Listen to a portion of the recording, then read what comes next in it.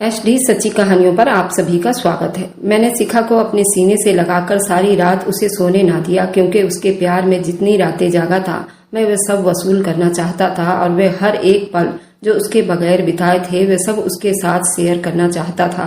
वह भी मुझसे लिपट कर दूर जाने को तैयार नहीं थी। हर पल उसका दिल बेकाबू हो रहा था। मेरी और उसकी सांसों का मिलन हो रहा था। इतने में सुबह 8 बजे ऋषभ रोने लगा। शिखा उठकर ऋषभ को संभालने लगी और मैं फोन पर लग गया। पहला फोन तो मैंने अपने ऑफिस में किया और कहा कि मुझे 1 हफ्ते की छुट्टी चाहिए, वह भी अर्जेंट में। दूसरा फोन मैंने अपनी सास को मिलाया था। उनसे कहा था कि आप ऋषभ को 1 हफ्ते के लिए अपने पास रख लें। मैं और शिखा किसी जरूरी काम से गाँव जा रहे हैं और मैं शिखा को लेकर शिमला की ठंडी हवाओं में निकल पड़ा। वहां पर न दिन हुई न रात हुई, बस एक दूसरे के साथ पूरी रात पूरा दिन प्यार ही प्यार हुआ। शिमला से जब घर वापस आ रहे थे, प्लेन में थोड़ी देर के लिए मेरी आंख लग गई और वे सारे बीते हुए कल मेरे सामने आ गए। मैंने ऋषभ को दूध पिला दिया, लेकिन वह मेरी गोद का आदी नहीं था, इसलिए रोए जा रहा था। बड़ी मुश्किल से मैंने उसे सुलाया था, लेकिन मेरा सारा ध्यान शिखा की तरफ था। पता नहीं क्या फैसला करेगी शिखा, यही सोचते सोचते मेरी आंख लग गई। रात के 3 बजे मेरे मोबाइल पर कॉल आई थी। मैंने नींद में ही फोन उठाया था तो उस तरफ से आवाज नहीं आ रही थी। मैंने कॉल काट कर दोबारा कॉल बैक किया तो सामने स्क्रीन पर नंबर देखा तो शिखा का था। मैंने कहा फोन क्यों किया था? मुझसे कहने लगी ऋषभ कैसा है? मैंने कहा मेरा बेटा है, ये तो मेरी समस्या है। वह आगे से कहने लगी मैंने ऋषि को मना कर दिया है, आप कल ही मुझसे शादी कर सकते हैं। ये कहकर उसने फोन बंद कर दिया था और मेरी तो जैसे नींद उड़ चुकी थी। शायद उसे मेरी मोहब्बत पसंद आ गई थी, इसलिए वो मुझे मिल रही थी, क्योंकि मैंने पिंकी से कभी नाइंसाफी नहीं की थी। वह अपनी जिंदगी इतनी ही लिखवा कर आई थी। फिलहाल शादी का जोड़ा मैंने उसके घर भिजवा दिया था। शाम के 8 बजे मैं उसके घर पहुंच गया। उसके माँ बाप और बस थोड़े ही लोग वहां पर मौजूद थे। बड़ी साधारण तरीके से मेरी शादी उसके साथ हो गई थी और थोड़ी बहुत रस्मों को पूरा होते ही वो मेरे साथ विदा होकर आ गई थी। मैंने सोच लिया था उसे इतनी मोहब्बत दूंगा, इस बात को भूल जाएगी। गाड़ी में बैठते ही ऋषभ को मेरी गोद से ले लिया था और उसे सीने से लगाकर चूमने लगी थी, प्यार करने लगी थी। वह भी उसकी गोद में जाकर बड़ी आराम से सो गया था। पूरे रास्ते ना तो मैंने उससे कोई बात की थी और ना ही उसने मुझसे कुछ कहा था। घर पहुंचकर दरवाजा बंद कर रही थी जब वह उस कमरे के अंदर चली गई जहां पहले आकर रहा करती थी और उसने अपना दरवाजा बंद कर लिया। ये देखकर मुझे बड़ी हैरानी हुई थी। मैं हल्का सा दरवाजे को नॉक किया। अंदर से आवाज आई थी, मैं सिर्फ ऋषभ की माँ बनकर यहाँ पर आई हूँ, आपकी पत्नी बनकर नहीं। बड़े तेज आवाज से उसने ये कहा था। शायद बहुत गुस्से में भी थी। मैंने अपने दिल की बेताबियों को खुद ही समेटा था और चुप से अपने कमरे में आकर बैठ गया। यही सोचा कि कब तक मुझसे नाराज रहेगी, एक ना एक दिन तो मान ही जाएगी। मैं उसे अपनी मोहब्बत में गिरफ्तार कर लूंगा। बड़ी मुश्किल से मुझे नींद आई थी। सुबह मेरी आंख खुली, मैं कमरे से बाहर आया था। वह अपने लिए नाश्ता बना रही थी। ऋषभ को भी गोद में पकड़ रखा था। मैं उसके पास चला गया। मैंने कहा लाओ मुझे दे दो, तुम आराम से नाश्ता बना लो। कहने लगी जी नहीं, आदत है ऋषभ को पकड़कर काम करने की। कुछ देर में वहीं खड़ा उसे देखता रहा। वह रो रो कर अपनी आंखों का बुरा हाल कर चुकी थी। तकलीफ मुझे इस बात की ज्यादा हुई कि ये आंसू उसने जरूर ऋषि के लिए बहाए थे। मैंने कहा मेरे लिए फ्राई अंडा बना देना। कहने लगी मैं आपके लिए यहाँ नहीं आई हूँ और मैं आपका कोई काम नहीं करूंगी। उसकी बात सुनकर मैं किचन से बाहर जाने का सोच रहा था, लेकिन मैं वहाँ खड़ा हो गया, अपने लिए नाश्ता बनाया और लाकर बैठ गया जहाँ वो पहले से बैठी नाश्ता कर रही थी। ऋषभ शायद दूध पीकर सो चुका था, क्योंकि वह अकेली ही बैठी थी। मैं उसके बराबर वाली कुर्सी पर बैठ गया। उसने जल्दी जल्दी नाश्ता खत्म किया और मेरे पास से उठकर अपने कमरे में जाने लगी। मैंने उसकी कलाई पकड़ ली थी और दूसरे हाथ से नाश्ता करने लगा। कहने लगी मेरा हाथ छोड़िए। मैंने कोई जवाब नहीं दिया, चुपचाप एक हाथ से नाश्ता करता रहा। अपना हाथ मुझसे छुड़वाने की कोशिश कर रही थी, बार बार यही कह रही थी कि मेरा हाथ छोड़ दो, लेकिन मेरे हाथ की पकड़ और भी ज्यादा मजबूत होती जा रही थी। कहने लगी अमित आपको समझ नहीं आता, हाथ छोड़ो मेरा। मैंने कहा मैंने हाथ छोड़ने के लिए थोड़ी थामा था, साथ निभाने के लिए थामा है। मैंने चाय का आखिरी चुस्की लिया और कुर्सी से खड़ा हो गया। उसे अपने साथ अपने कमरे में ले गया। वह बार बार मुझे अपना हाथ छुड़वाने की कोशिश कर रही थी। मैंने कमरा बंद किया और कुंडी लगा दी। शिखा कहने लगी समझ नहीं आता आपको? मैंने कहा ना कि मेरा हाथ छोड़ो। मैं सिर्फ यहाँ पर ऋषभ की माँ बनकर आई हूँ। मैंने कहा, लेकिन मुझे अपने बच्चों की माँ के साथ साथ पत्नी भी तो चाहिए। कहने लगी, मुझे आप जैसे खुदगर्ज इंसान से नफरत है। मैंने कहा, कोई बात नहीं, बहुत जल्दी मोहब्बत भी हो जाएगी। ये कहकर मैं उसे बेड तक ले आया। वह कहने लगी, भगवान के लिए मेरे साथ कुछ ऐसा मत कीजिएगा। मैंने दूसरे हाथ से उसके मुंह पर हाथ रख दिया। मैंने कहा, तुम मेरी पत्नी हो और मैं तुम्हें यहाँ अपनी पत्नी बनाकर लाया हूँ, इसलिए वह सब कुछ करूंगा जो मेरा कर्तव्य है। उससे पहले कि मैं अपने होश आवाज को खो बैठता और आगे बढ़ता, वह कहने लगी, आपने मेरे साथ कोई भी अगर जबरदस्ती की तो मैं खुद को खत्म कर लूंगी अमित। मैं खुद आग लगा लूंगी, खुद को मार डालूंगी। उस टाइम वो बहुत गुस्से से पागल हो गई थी। मैंने उसकी कलाई छोड़ दी। वह रोते हुए कमरे से बाहर निकल गई थी। शायद ये सब इतना आसान नहीं था। मुझे थोड़ा सब्र से काम लेना चाहिए था। उसके बाद मैंने उसका हाथ छोड़ दिया। उसे कुछ भी नहीं कहता था, नाश्ता भी खुद बना लेता था। रात को अपना खाना भी अपने साथ लेकर आता था, क्योंकि मैं जानता था वो मुझे खाना बनाकर नहीं देगी। अब तो 2 महीने बीत चुके थे। मैंने उससे बात तक नहीं की थी। उससे ये हुआ था, शायद उसे ये तसल्ली हो गई थी कि मैं उसे कोई नुकसान नहीं पहुंचाऊंगा। एक बार मेरे ऑफिस की तरफ से मुझे इनविटेशन मिला था कि सब लोग प्लीज अपनी अपनी पत्नी और बच्चों के साथ एक होटल में डिनर करवाना चाहते थे। जब मैं घर आया तो शिखा खाना खा रही थी। मैंने उसके सामने रखी हुई कुर्सी पर बैठ गया। मेरे बैठते ही उसके माथे पर बल पड़ गए थे। मैंने कहा कि देखो, तुम जैसा चाहती हो ऐसी जिंदगी बिता सकती हो। अब तक तुम अपने मन से ही सब कुछ कर रही हो, लेकिन मेरी एक छोटी सी विनती है। घर में हम चाहे जैसे मर्जी रहें, दुनिया के सामने कुछ रिश्ते की अहमियत को निभानी होगी। मेरी कंपनी से मुझे इनविटेशन मिला है और वह भी अपनी फैमिली और बच्चों के साथ जाना है। तो कल तुम तैयार हो जाना। मेरे कंपनी के एक होटल में पार्टी रखी गई है और सब अपने पत्नी और बच्चों के साथ आएंगे, इसलिए ऋषभ को भी तैयार कर देना। मैं तुम्हारा बहुत एहसानमंद रहूंगा। उम्मीद करता हूँ तुम मेरी इज्जत मेरे दोस्तों के सामने बाकी रहने दोगी। मेरी बात उसने चुप्पी से खाना खाते खाते सुन ली थी। मैं उठकर कमरे में चला गया। अपना लाया हुआ खाना प्लेट में डालकर खा रहा था। वह किचन में अपने खाली बर्तन सिंक में रखकर कहने लगी, मैं तैयार हो जाऊंगी। फिर कहने लगी, खाना फ्रिज में रखा होता है, आप चाहे तो वह खाना भी खा सकते हो। ये कहकर शिखा किचन से बाहर जा चुकी थी। उसकी बस इतनी सी बात मुझे ढेर सारी खुशियां दे गई थी। कम से कम उसे इतना तो ख्याल था। अगले दिन जब मैं ऑफिस से वापस आया तो वह सही में तैयार थी। भलाकी खूबसूरत लग रही थी, लेकिन मैंने उसे नजर भरकर भी नहीं देखा, क्योंकि वो मेरी नजरों से चिढ़ने लगी थी। ऋषभ भी तैयार था। मैंने ऋषभ को गोद में ले लिया, प्यार किया। मैं खुद तैयार होने चला गया। सबके सामने उसने जरा भी महसूस नहीं करवाया था कि उसके और मेरे बीच कड़वाहट है। ऐसे लग रहा था जैसे वो मेरे साथ बहुत खुशहाल जिंदगी बिता रही हो। वापसी पर एक सुनसान रास्ते में जाकर मेरी गाड़ी खराब हो गई। मुझे समझ नहीं आ रहा था आखिर गाड़ी को मुसीबत क्या हुई है। मैं गाड़ी के नीचे उतर गया, उसका बोनट खोल दिया, देखने लगा आखिर इस गाड़ी को क्या हुआ है। शायद बहुत ज्यादा हीट हो गई थी। जैसे ही मैंने पानी डालने के लिए डिग्गी खोली तो वह भी खाली थी और मुझे यहाँ आसपास कहीं भी पानी नजर नहीं आ रहा था। मैंने शिखा से कहा कि तुम गाड़ी को लॉक करके रखना, मैं बस 10 मिनट के अंदर कहीं से पानी की बोतल भरकर आता हूँ। कहने लगी, ठीक है। ऋषभ सो चुका था और उसी के गोद में सो रहा था। गाड़ी में मैंने खुद लॉक की और पानी की तलाश में निकल पड़ा। कुछ दूरी पर मुझे एक डिब्बा सा नजर आया, जहां से मैं पानी की बोतल भरी और वापस गाड़ी की तरफ आने लगा। जैसे ही मुझे अपनी गाड़ी नजर आने लगी, सामने से शिखा ऋषभ को लेकर भागती हुई नजर आई, जो बचाओ बचाओ चिल्ला रही थी। उसके पीछे कुछ लफंगे और चोर टाइप के लड़के लगे हुए थे। ये देखकर तो मेरी जान ही निकल गई थी। मैंने बोतल एक तरफ फेंक दी और उसकी तरफ बढ़ने लगा। कुछ ही देर में उस तक पहुंच गया था। उसने गोद में ऋषभ को लिया हुआ था और भागे जा रही थी। मुझे सामने पाकर मेरे सीने से चिपक गई थी। कहने लगी, अमित अमित, ये लोग गाड़ी की खिड़की तोड़ चुके हैं, मेरे साथ बदतमीजी कर रहे थे और वे शायद चोर और लफंगे थे। वह आगे बढ़ने लगे और कहने लगे, इस लड़की को हमारे हवाले कर दो वरना तुम्हें छोड़ेंगे नहीं। एक लड़का कहने लगा, ये साली अगर भागती नहीं तो अब तक अपना काम कर चुके होते। ये सुनते ही मेरा दिमाग खराब हो गया था। मैं उनकी तरफ तेज रफ्तार से भागा और उनके मुंह पर तमाचे ही तमाचे लगाने लगा। वे लफंगे भी कुछ हट्टे कट्टे थे। उन लोगों ने मुझे भी नुकसान पहुंचाया था। अगर मैं उनके पेट में या कमर पर वार करता उन्हें कोई भी फर्क न पड़ता, मगर मुंह पर मार खाने की वजह से वे लोग बौखला से गए थे।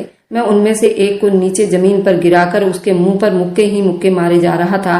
उसका पूरा मुंह जख्मी कर दिया था। दूसरा आदमी मुझे खींचकर अपने साथी को बचाने की कोशिश कर रहा था। मैंने जमीन से पत्थर उठाया और उसके सर पर मार दिया। वह दोनों ही भाग गए थे। मैं खुद भी जख्मी हो चुका था। मेरे हाथ मुक्के मारने की वजह से जख्मी हो चुके थे। उन लोगों ने भी मुझ पर जवाबी हमला किया था, इसलिए मैं जख्मी हो चुका था। जब मैं वापस शिखा के पास आया था, उसकी आंखों में आंसू थे। हे भगवान, तुम्हें कुछ हुआ तो नहीं? ये कहकर साइड में गिरा हुआ पानी का बोतल उठाया और उसका हाथ पकड़े उसको गाड़ी में गेट खोलकर उसे बैठने के लिए कहा और फिर मैंने बोनट में पानी डालकर पूरा रास्ता बिल्कुल चुप्पी के साथ बिताई थी। लेकिन मैंने ये महसूस किया वह बार बार मुझे देख रही थी। जब मैं घर आया तो सीधा अपने कमरे में चला गया। साइड टेबल के दराज खोल कर देखने लगा, शायद मुझे मेडिसिन बॉक्स मिल जाए। इन सब चीजों का ख्याल सिर्फ पिंकी ही रखती थी। मुझे तो सामने रखा हुआ कभी पर्स घड़ी नजर भी नहीं आता था। सामने सब कुछ रखा होता था और मैं पिंकी पिंकी शोर मचाता रहता था। वह कहती थी, क्या हो गया अमित? मैंने कहा, यार मेरी घड़ी और पर्स कहाँ रख दिया तुमने? मुझे कहीं भी नहीं मिल रहा। अमित, वो क्या है? सामने रखा हुआ है पर्स और घड़ी हाथ में पकड़ाकर मुझे घूर कर देखने लगती और मैं अपना सर झुकाकर मुस्कुराने लगता। मैं कहता, अच्छा यही था? पता नहीं मुझे क्यों नहीं नजर आ रहा था। वह मेरे गले में अपने दोनों हाथों को डाल देती थी और कहने लगती, सच सच बताना, बार बार मुझे बुलाने और देखने का बहाना ढूंढते रहते हो ना? पिंकी की बातें इस वक्त मुझे किसी ठंडी हवा की तरह महसूस हो रही थी। वो बहुत मोहब्बत करती थी मुझसे। मैं हमेशा उसकी मोहब्बत का जवाब मोहब्बत से ही दिया करता था। बेशक ये दिल पर जोर किसी का नहीं होता, ये शिखा के नाम पर धड़कता था, लेकिन कभी भी उसे ये महसूस नहीं होने दिया था मैं उसे मोहब्बत नहीं करता। मैं उसे यही कहता था कि तुम सामने रहती हो तो मुझे हर चीज नजर आ जाती है, तुम दूर चली जाती हो तो सब चीज आंखों से ओझल हो जाती है। बस तुम मेरे सामने रहा करो। मेरी बात पर वो खुश होने लगती थी। उस टाइम भी बेहद परेशान था क्योंकि मुझे मेडिसिन बॉक्स नहीं मिल रहा था। मेरे होठों के किनारों से खून बह रहा था। माथे पर भी चोट लगी हुई थी। सारे कमरों के दराज मैंने छान मारे थे, पता नहीं कहाँ था। कुछ देर के बाद कमरे का दरवाजा खुला। सामने शिखा खड़ी थी। उसे देखकर मैंने नजरों का रुख बदल लिया। यूं सारे दराज खोल कर कुछ ढूंढते हुए पाया तो कहने लगी, क्या ढूंढ रहे हैं? मैंने कहा, मेडिसिन बॉक्स ढूंढ रहा हूँ। पता नहीं पिंकी ने कहाँ रख दिया है। उसने ड्रेसिंग टेबल के सबसे आखिरी दराज खोलकर मेडिसिन बॉक्स निकालकर मेरे सामने रख दिया। खुद बेड के किनारे पर बैठ गई। मैंने कहा, ओ शिट, यहाँ रखा था। 3 बार तो वह वाली दराज मैंने खुद खोल कर देखा था, मुझे तो नजर नहीं आया। उससे पहले कि मैं मेडिसिन बॉक्स खोलता, शिखा खोल चुकी थी और डिटॉल निकालकर मेरे चेहरे से खून साफ करने लगी। हैरानी उस वक्त हुई पर मैं उसे एक टक देखे जा रहा था। कहने लगी, आपने इतना क्यों मारा उन लोगों को? मैंने कहा, उन्होंने तुम्हारे बारे में बकवास किया था। मेरा बस नहीं चल रहा था कि मैं उन्हें जान से ही मार डालता। ये शब्द मैंने गुस्से से ही बोला था। मेरे मुंह पर दवा लगाकर वह जा चुकी थी उसके बाद, और वह खाने पर रात को मेरा इंतजार करती थी। जब मैं आता तब खाना टेबल पर लगा होता था। मेरे लिए तो ये मेहरबानी थी। उसके बाद के वो बदलने लगती। लेकिन एक दिन जब मैं ड्यूटी से घर आया, वह रो रही थी। कमरे से उसकी रोने की आवाज आ रही थी। जब मैं भागकर उसके कमरे में आया, उस कमरे में कोई नहीं था, सिर्फ ऋषभ सो रहा था।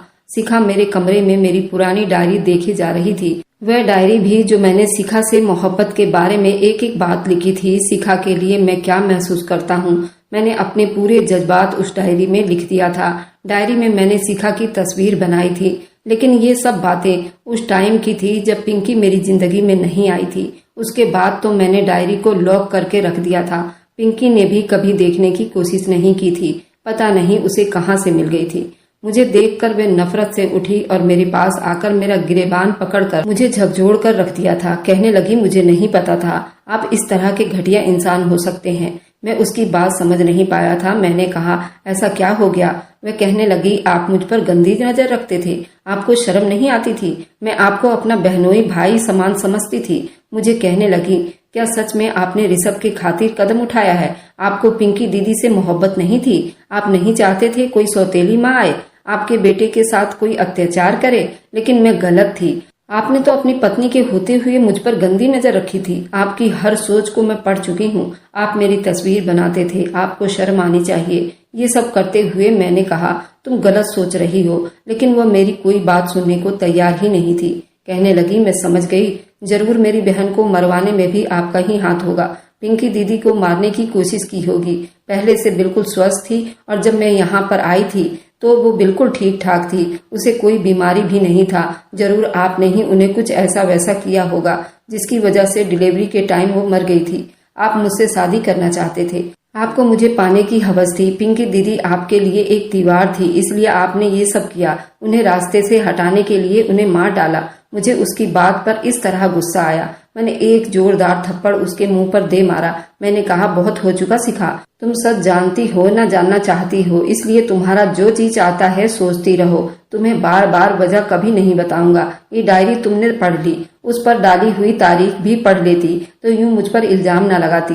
मैंने तुमसे उस टाइम मोहब्बत की थी जब पिंकी मेरी जिंदगी में नहीं आई थी। मुझे ये बताओ, क्या तुम हमारी शादी के बाद दोस्तों के साथ शिमला गई थी? कब गई थी? जब मेरा पिंकी से रिश्ता भी तय नहीं हुआ था।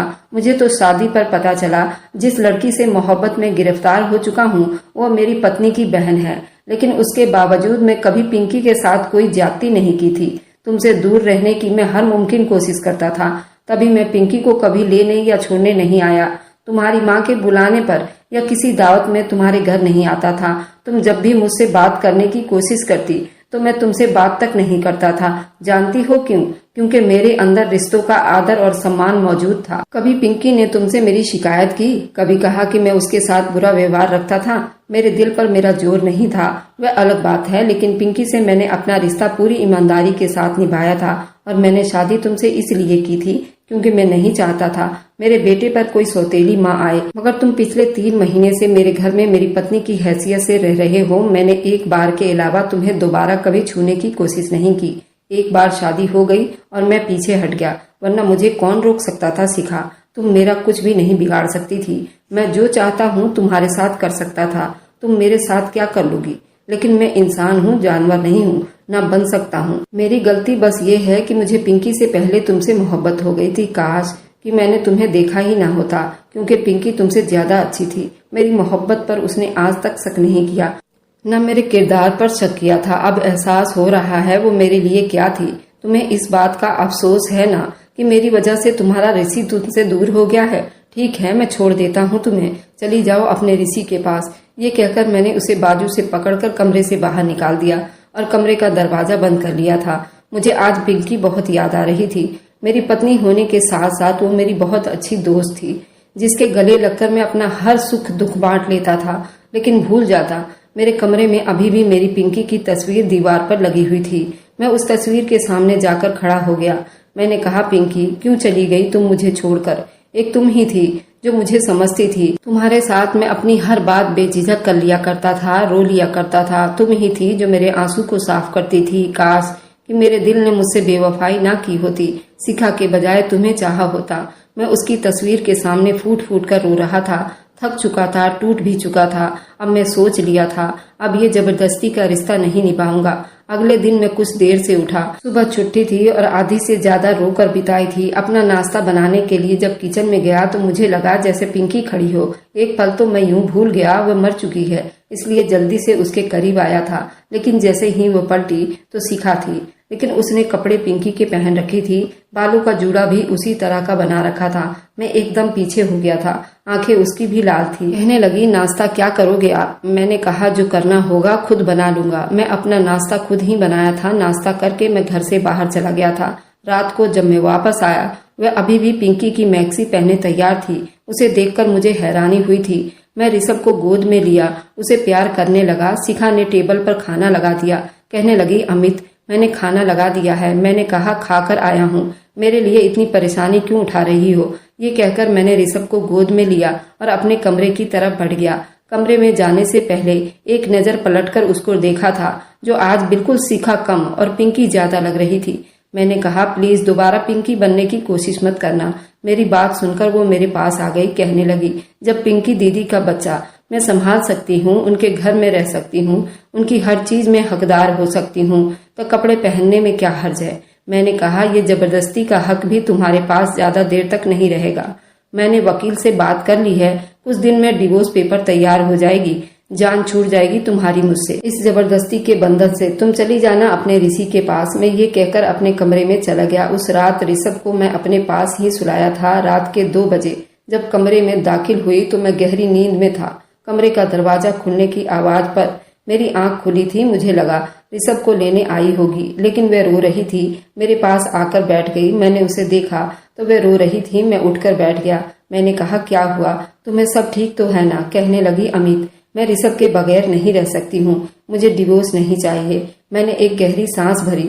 मैंने कहा, इसलिए तुम इतना रो रही हो?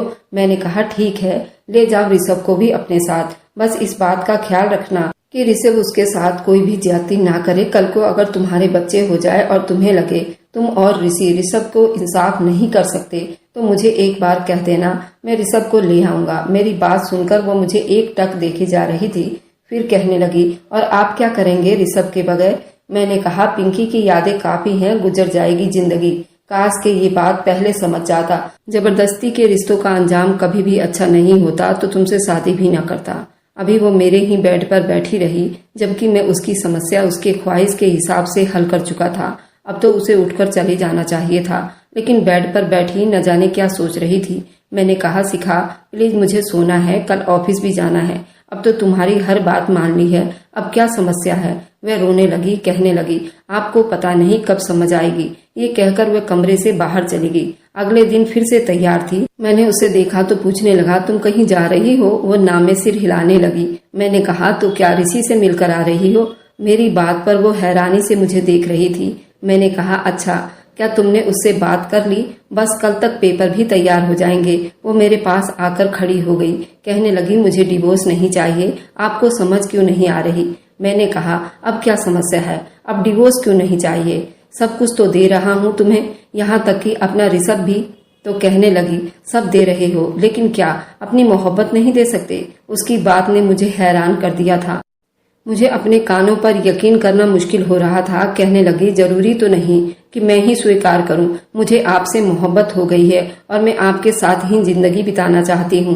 मुझे समझ आ गया कि जो कुछ बीत चुका है उसमें आपकी गलती नहीं थी। मैंने उसके दोनों बाजू पकड़े और अपने सामने खड़ा किया। मैंने कहा, मेरी तरफ देखकर कहो, मुझसे मोहब्बत करती हो, तुम मेरी हो, मुझ पर हक जमाओ, बिल्कुल पिंकी की तरह। ये कहकर उसे बहुत बड़ी इम्तिहान में डाल चुका था। वह गुमसुम खड़ी थी। एक कदम आगे बढ़ती, लेकिन झिझक कर रुक जाती। मैंने खुद ही उसे अपने सीने से लगाकर सारी दूरियां खत्म कर दिए थे। मैं जानता था एक लड़की के लिए पहला कदम बढ़ाना बड़ी मुश्किल काम होता है। अगर आपको आज की कहानी पसंद आई है तो वीडियो को जरूर लाइक कीजिएगा और अपने दोस्तों के साथ शेयर भी कीजिएगा। और हाँ, अगर आपने अभी तक हमारे चैनल को सब्सक्राइब नहीं किया तो जरूर सब्सक्राइब कर लें। मिलते हैं हम अपनी कल की एक नई दिलचस्प कहानी के साथ। मुझ पर सदा अपना प्यार और स्नेह बनाए रखें। सभी को मेरा प्यार भरा नमस्कार दोस्तों।